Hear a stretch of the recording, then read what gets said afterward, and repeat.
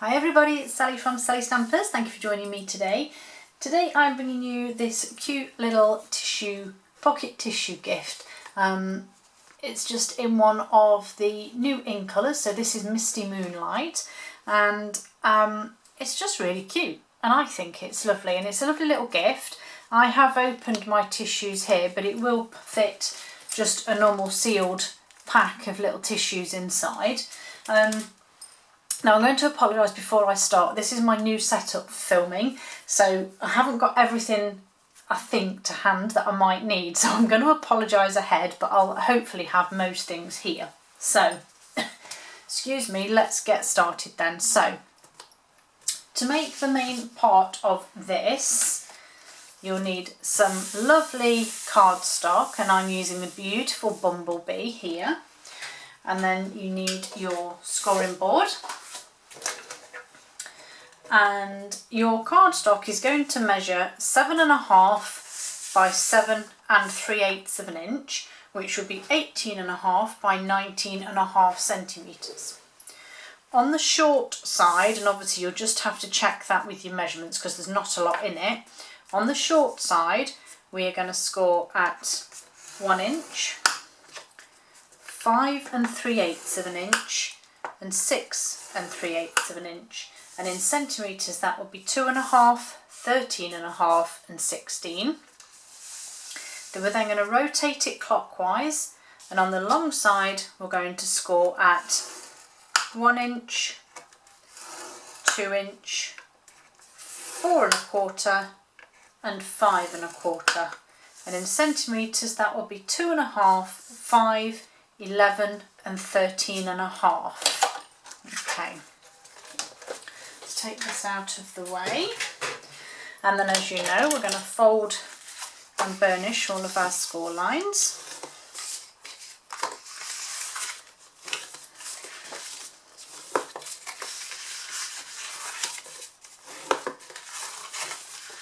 I'll give them all a nice fold, and it's just a nice easy cube type box that we're going to make, so it's not too tricky. Okay, so once you've done what you need to do, I'm just getting my head around this the right way.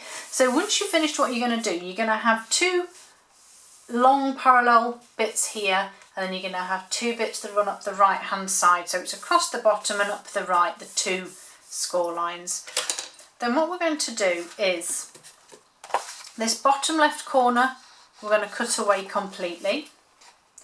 So that nice little square there is going to go away, and I'm just going to cut a wedge into that long panel too. Didn't bring my bin over, that's the one thing I didn't do. So let's bring that over. So we've just cut away this bottom left square and cut a little wedge into that edge there. And then on the left hand side here on this thin panel, we're simply just going to cut into each one all the way to the line, to that score line, okay? So we're literally just cutting those to separate them, okay? So that's that side done. I'm going to come back down to this bottom part here, and the bottom right we're going to cut away both of those small squares. And again I'm going to cut a small wedge just into the corner there. So we now have our tab across the bottom here. The next little square, we're going to cut away the outside square, and then we're going to cut all the way down to that score line, and then I'm going to cut wedges into either side of that part. Okay, then we have 2 long pieces here, so I'm going to cut down the sides there to separate them, and then I'm actually going to tuck this under so it's out of my way, and I'm actually cutting the whole of this away. So all of that cut off. Then we're going to repeat this bit as we have done here. So again, I'm going to cut down those parts there, across the top, bit there, and then just a couple of wedges either side. And then the very last two here, all you need to do is cut little wedges out of the very first piece. And this is what you will be left with. Just get rid of that rubbish, because I can't work with rubbish on my desk. Okay, so this is what you will be left with. So we're going to add DSP while it's flat. So as you perhaps saw me put down here, so this is the in colour DSP. It has some fabulous patterns on it. This one is more of a sort of just a textured effect, but obviously that one's some really fancy spots, just like this one. So I'm going to glue these on to these larger panels. So for these larger panels, which is the top and the bottom, you will need your DSP to measure 4 1/8 by 2 inches, and that will be 10.5 by 5.5 centimetres. So this first one is just going on there,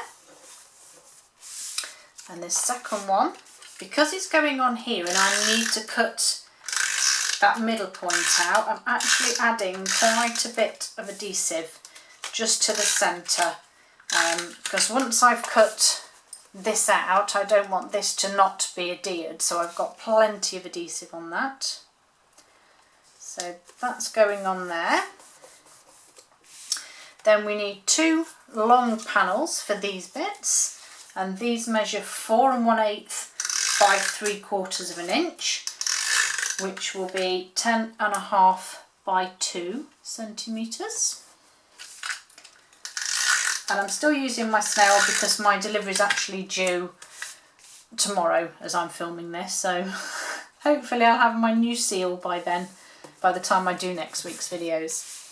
And then the last 2 little pieces that are just going on here, these are 2 by 3 1/4, which will be 5.5 by 2 centimetres.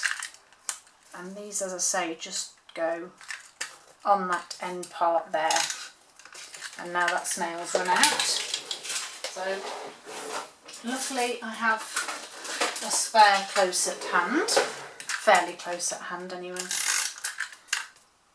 And we'll just pop that on there. Okay, so now I'm going to just grab some tear and tape. So the first piece you'll need is going to go along this strip here. Those aren't my tear and tape scissors, are dear. Just going to have to use them for now. And then another bit just to keep that down and in place. And then the other part is going on the back of that one you've put the DSP on. So I'm just going to flip it over and just run some there. Okay. Now before I obviously seal this up and make it up, I need to cut my beautiful little hole to get my tissues out. So I'm using my layering ovals, and I've already put the sizes ready that I need. So I'm going to pop that to one side just for a moment. So I have, this is the smallest one, and then I think this is probably the next one up. Okay, and then the next one up to that is the scalloped one. I didn't get my whisper out ready, but I do have some here. Let me just trim this bit off that I was doing. So some scrap whisper white here. But what I want to do, because this can be quite fiddly to glue on, so what I've used is the multi-purpose adhesive sheets. Now these are the old ones, so ignore the writing on them. These are very similar to the ones that we will be having very soon, and I'm just going to use that because it's the largest one. Find the best place, so I'm going to put it, say, there. So I'm just going to trim my cardstock to the size I need. And then what you simply do is, and I'm fairly certain these new ones will be the same, is you just peel the backing off. There's a very thin strip here where you can actually pop your finger on, and then I'm just going to butt my cardstock up to that line and that edge, put the top back down as it were, and then when you hold it up to the light you can see obviously the edge of my cardstock, and I'm just going to cut again along where my cardstock is. It doesn't have to be perfect. That will obviously come off because your card's there, but the rest of your sheet is intact, which you will need. And then all I'm going to do is just bring in my die cutting machine, pop that in. I'm going to pop my scallop on. Where's my smaller one gone? There it is. So I'm going to pop my scalloped circle on, and I'm also popping this one in the middle, and I'm just sort of gently manoeuvring it so that it looks almost equal all the way round. And then we'll run that through. Oh, this table's a bit wobbly. Take that out, and if I can get it, that one out. Just get rid of that.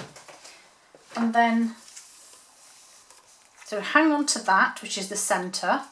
Don't really need that. Don't need those anymore. So now my scallop is nicely cut ready.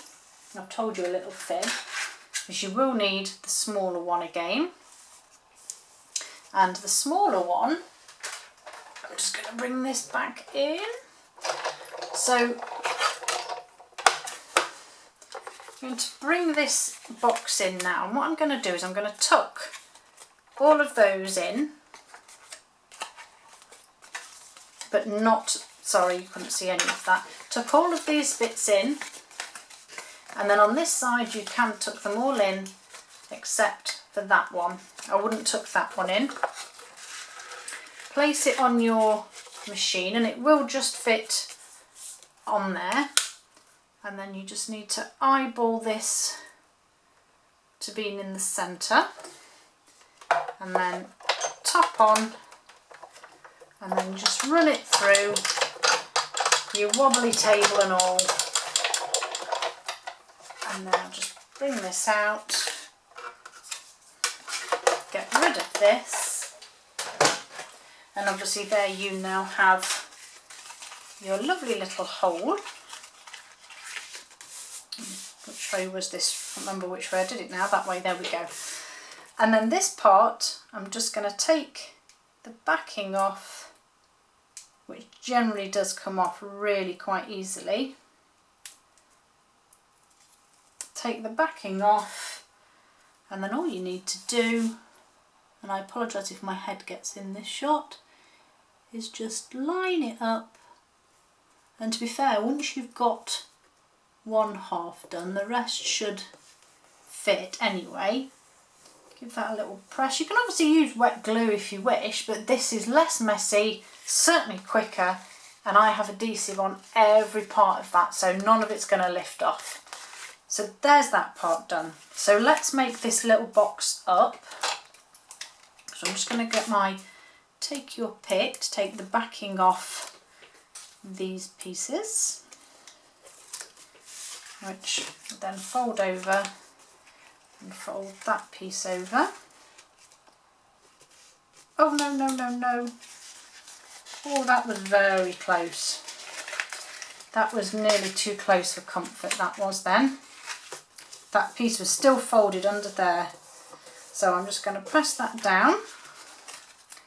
And then we have our bit here that we can obviously open and reclose so that our tissues can be refilled, and it just fits in there without affecting that part.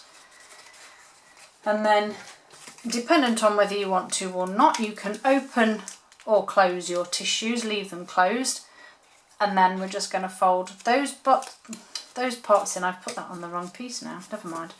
And those parts on and then that will just be folded up over the top, and the tissues inside give you that bit to hold on to. So those are my tissues. That was actually meant to be the other way around. If you can see here, I have my seam at the bottom, but never mind.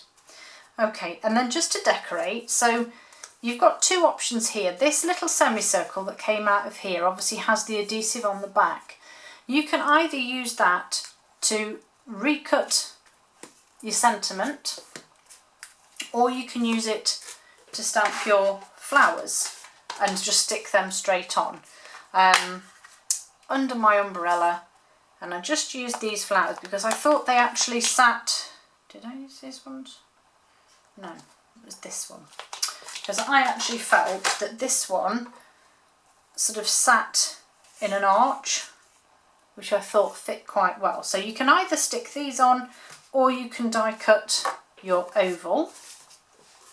I'm going to die cut my oval, so I'm just going to quickly pop that down, pop that on top, run that through,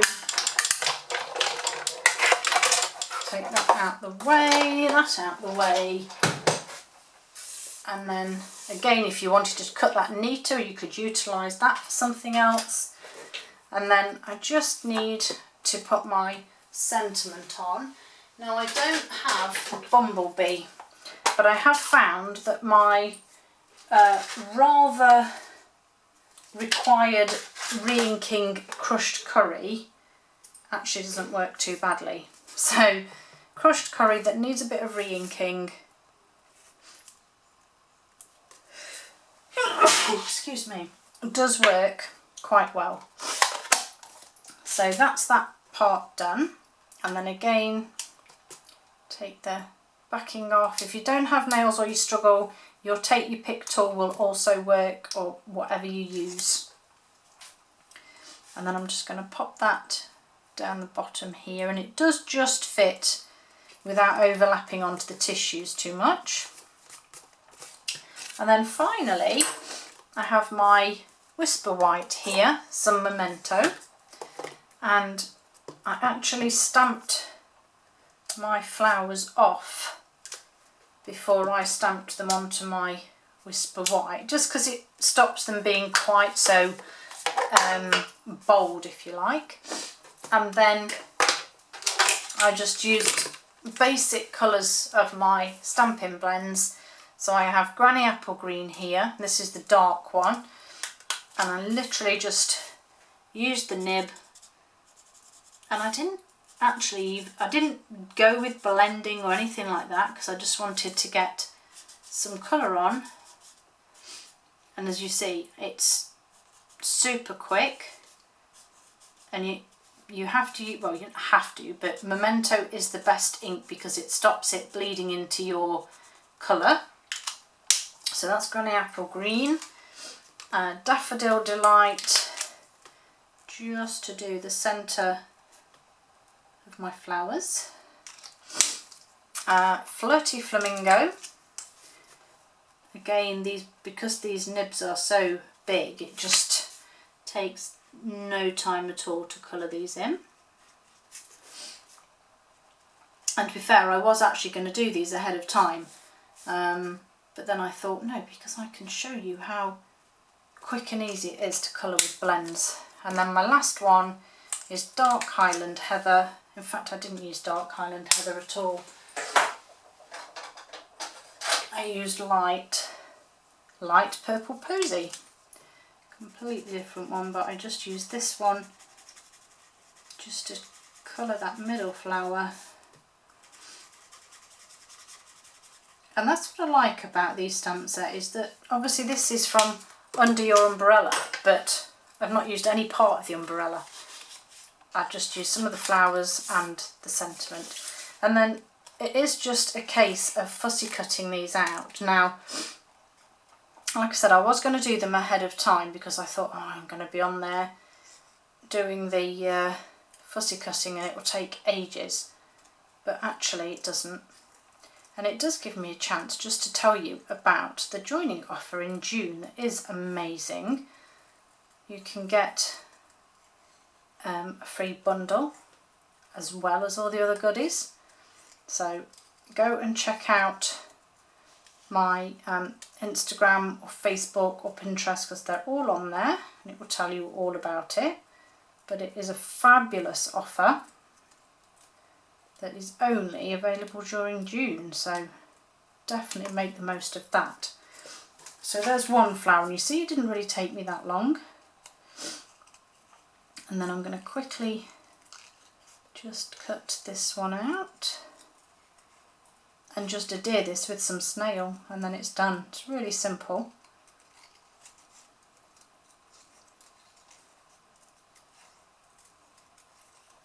Just do this last little bit here.